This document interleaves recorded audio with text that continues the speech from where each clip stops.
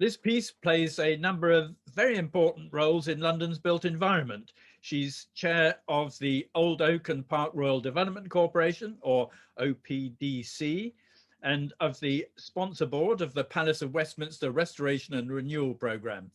She's on the board of Howard de Walden Estate and a member of the Mayor of London's Homes for Londoners Board. She was chief executive of the British Property Federation until 2014. So Liz, perhaps we can start talking about the OPDC. You've now got a permanent CEO and you're about to submit modifications of the local plan. So what's changed since the original one was submitted in back in 2018? Well, right, just to pick up your point about the having a new CEO, yes, we're absolutely delighted we've now got David Luntz. I tease him and say, he had the longest sort of apprenticeship to that job, since he's actually been doing it for about 18 months anyway as our interim CEO, but we're delighted he's permanent. The new plan, or rather the modifications to our old plan, this is because we've actually changed direction completely. I think it's been well rehearsed in the press that our original plans to develop what we called Old Oak North, which was the area immediately to the south of Willesden Junction, fell foul of the planning inspector on issues to do with viability because it involved turning a whole load of strategic industrial land into residential land. That would have involved relocating a very big, very successful business, and in viability terms, that just didn't work. So, all big regeneration projects, I think, get setbacks. That was a setback, but we shook ourselves down, regrouped, and under David's leadership, came up with an alternative plan, and we're moving the focus of our development west.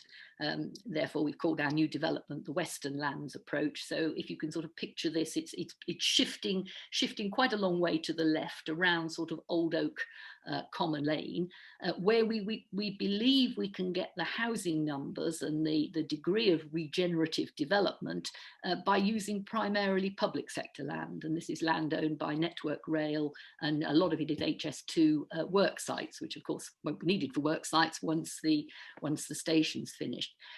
That requires some sort of deft footwork in planning terms, in sort of land swaps between strategic industrial land and residential, and that's the basis of our submission of mods to the local plan, which will be going in shortly, and which we hope will be heard and, keeping our fingers crossed, sort of accepted later this year. So that will give us a whole focus of development to the west of what we were doing at Old Oak North, but it still gives us the opportunity to create a mixed-use regenerating development, which will effectively be to the sort of northwest of where the HS2 station's going to be.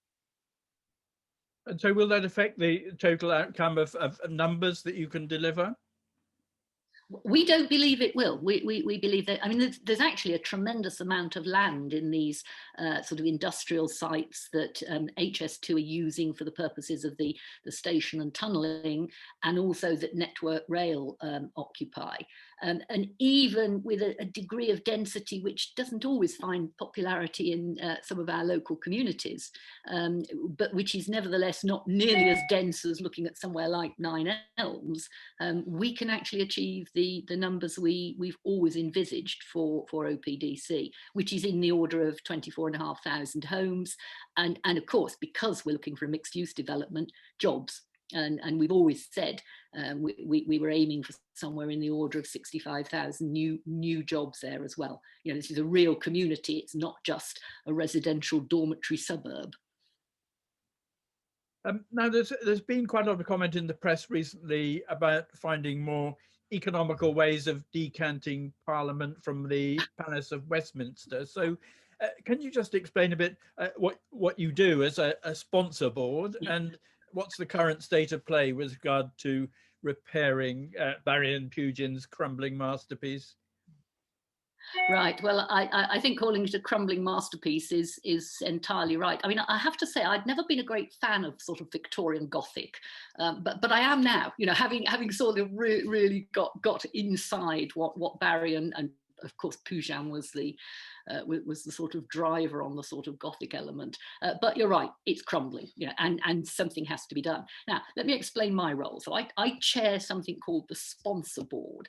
So if you like, we're a sort of layer in between the end users, who are the MPs and the Lords and everybody else who works in the palace, and a delivery authority that will actually do the role.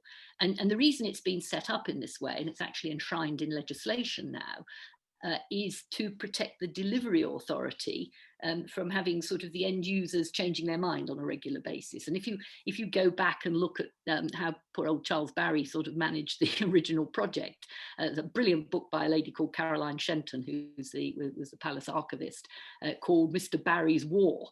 I mean, this nearly drove Barry to the grave, and it probably did drive Pujan to the grave, although I think there were a few other issues as well. So what we're trying to do is work very much with the political end users to make sure that we have a very clear requirement, which we can then pass on to the delivery authority to deliver. So that's the role of the sponsor board. Where we're actually at in the programme, it's a big and complicated programme. It's been debated by the politicians endlessly for about the last 15 years. They finally came to a conclusion in 2018. Resolutions were passed in both houses, saying this is how we now want to do it. It took another couple of years to actually get the structure of the sponsor board and the delivery authority set up. And we felt, and indeed it had always been envisaged, once we were properly set up, we ought to do a sort of bit of a rain check on that 2018 decision, just to check whether the assumptions that had underpinned that were still broadly valid. We also had to take into account, in the meantime, we'd had a global pandemic. Money was not going to be as readily available as previously. And I think, the politicians have very understandable concerns. How do they justify spending a large sum of money on their home, the Palace of Westminster, when people are living off food banks and public building programs are being cancelled because there isn't the cash. So we decided to just take a sort of temporary pause just to review the assumptions. And as part of that, we also looked at the way in which the decant was being, I call it decant, that is moving both houses out completely for the duration of the project, which was what the 2018 resolution had originally said they wanted to happen. So we've been doing a review of that. We haven't actually published our final findings of that. That will be happening probably sometime in February, so I can't actually go into the details of that. But I think it would be fair to say, and there's been a huge amount of political comment around this, that we are not challenging in any way the need for a programme to proceed, at pace, because the Palace of Westminster is indeed in a fairly poor state. It hasn't really had any sort of fundamental refit. I mean, a lot of work was done after the Second World War, when the House of Commons had a direct hit. Funnily enough, that put in a whole load of problems, because they then plastered asbestos just about everywhere they could think of, because that was the magic thing at the time. But I mean, we really do need to do a fundamental job, and it's going to be expensive. Even if you only do the basic M&E, which actually needs to be done for sort of safety purposes to stop the building burning down, that will be expensive, and that's always going to be a political challenge. So that's broadly sort of where we are at the moment. Sorry, I can't say more on that. But it's interesting, if it was when it was rebuilt after the war, they still they might have used asbestos, but they built it to a pretty high standard. People seem to accept that we would spend money on our government in those days. Are we more sceptical now, do you think? Oh, I think we probably are. I mean, there's a wonderful picture of Churchill standing in the sort of the ruins of the House of Commons, proclaiming loudly that we will rebuild. This is a sign of the strength of British democracy, our constitution, and everything else.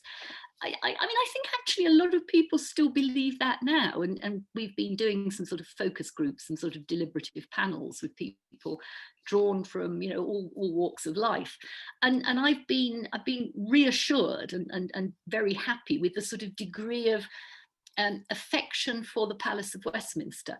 I think the problem now, of course, is that people associate the Palace of Westminster with what goes on inside it, and politicians, dare I say, have perhaps not had the best press over the last few years.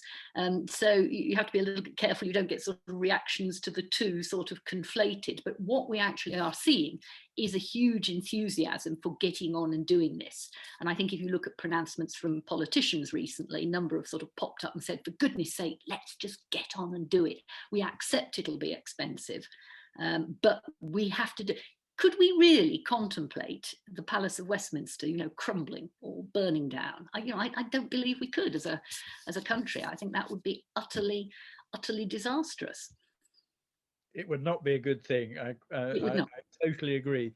But let's move on to your work at Howard de Walden Estates. And I have to say that over the last 9 months, I've been struck by the role that some of the estates in London have been playing to support businesses in their areas, from Soho Estates and supporting restaurants in Soho, to the Crown Estate and its remodeling of Regent Street, seemed almost overnight.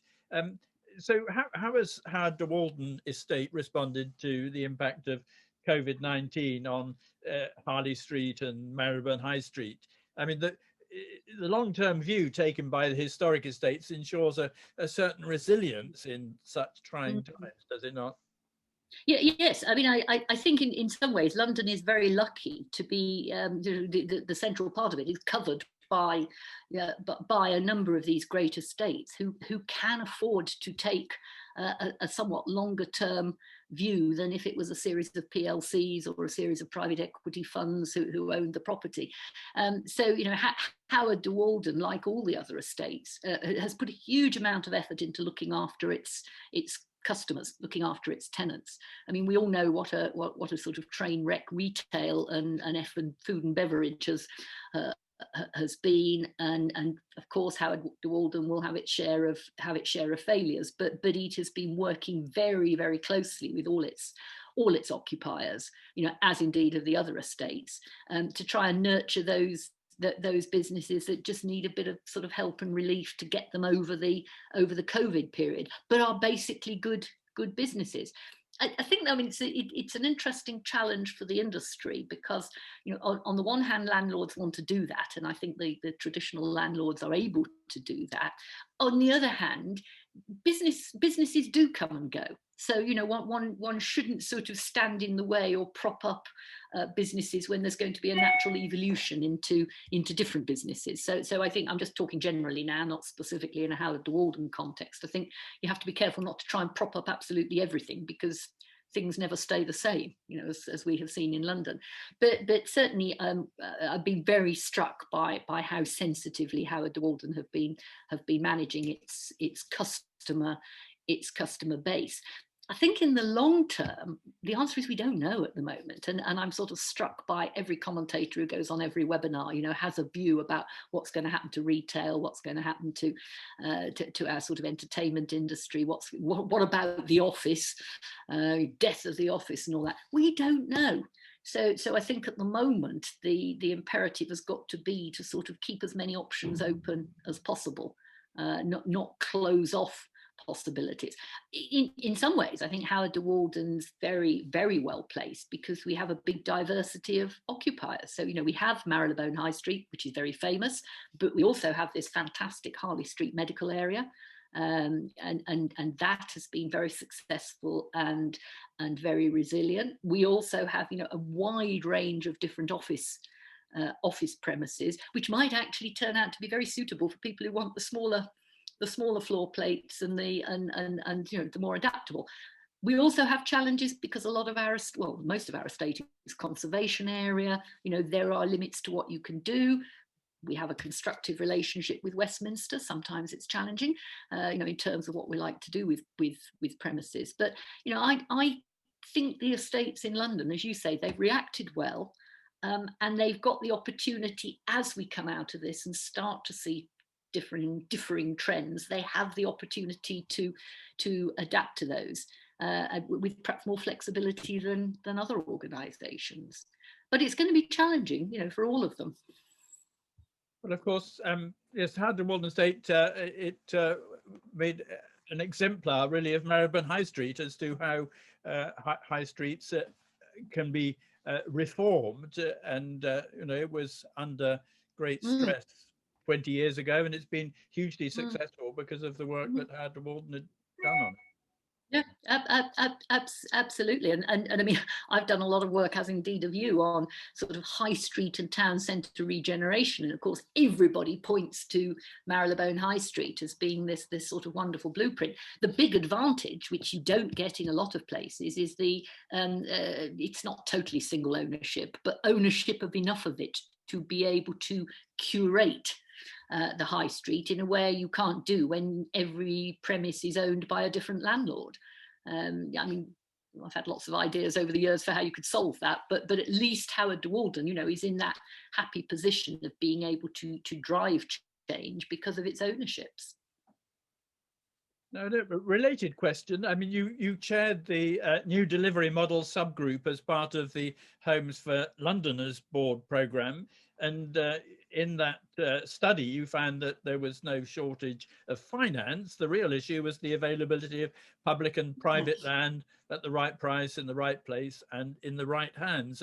But your report suggested making disposal of public land much easier.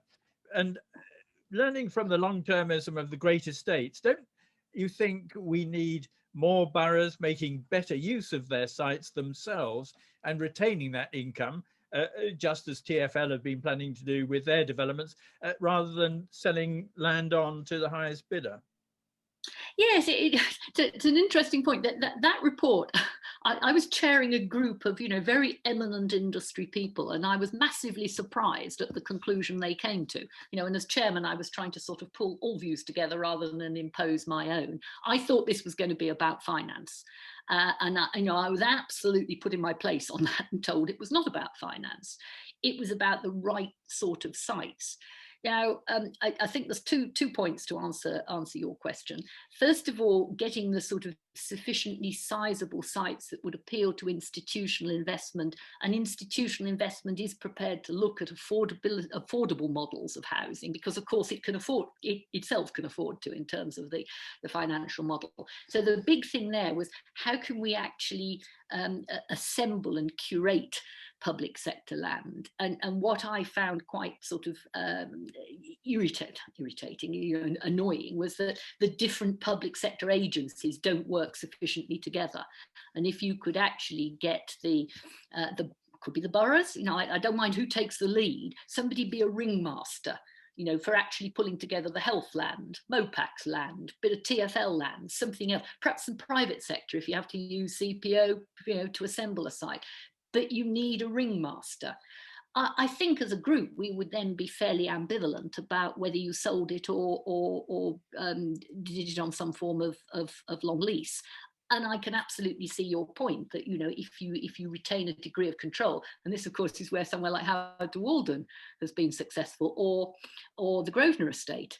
I can remember, I think it was Margaret Ford said to me, the Duke of Westminster did, in a beautiful Scottish accent, the Duke of Westminster did not get rich by selling freeholds. So I'm actually quite sympathetic to that view, and I might perhaps have changed, since we did that report. But the key is actually pulling together the different agencies, and I'd sort of plug a little bit about my old organisation, the Government Property Agency and the Office of Government Property. They had this sort of one public estate model. It was very small scale, but in some places they managed to make it work really well. Inject enough money to do a bit of an exercise to support a ringmaster in pulling together a sufficient estate on which you could then get institutional levels of investment that would actually allow you to build enough affordability into the model. I tried to persuade the Mayor of London to do a sort of, I think my report recommended that we should have a one public estate model for London. I don't think that quite sort of made the cut, but anyway. It's still something I would be, I would propound if one ever got the chance. But it's interesting that you suggest, as did the housing task force, that affordable housing is actually an asset class which is acceptable to investors. Yeah, well, yes, and if you look at the LNGs of this world, what they have shown is that actually, I mean, they are after long-term steady income. They don't want peaks and troughs, and it doesn't need to be the sort of stellar returns that private equity is looking for. The important thing is to get the same percentage return over a long period. And if you think, look at affordable housing, that will do exactly that, because the demand is always there. It's underpinned by government subsidy, to the occupiers. So financially, we ought to be able to turn that into a sensible model for the institutions, and indeed that's what's happening. And you'll see more institutions getting in, teaming up with housing associations, or becoming housing association, becoming registered providers themselves, because they see this model working. So it's sort of it's council housing on steroids, a bit sexier than just plain council housing, but it's the same principle. Yes, and pretty resilient in a post-COVID environment too, I guess. Exactly, because that's where the demand is not going to disappear. There will always be a demand for a range of different affordable types of housing. Very good. Well, Liz Peace, thank you very much for your insights. And I'm going out to, or I'll get onto the internet and to buy Mr. Barry's War. I think that sounds really interesting. Do. It's a fascinating read. Yeah, I recommend it. Thank you very much. Thank you very much, Peter. Lovely to talk to you.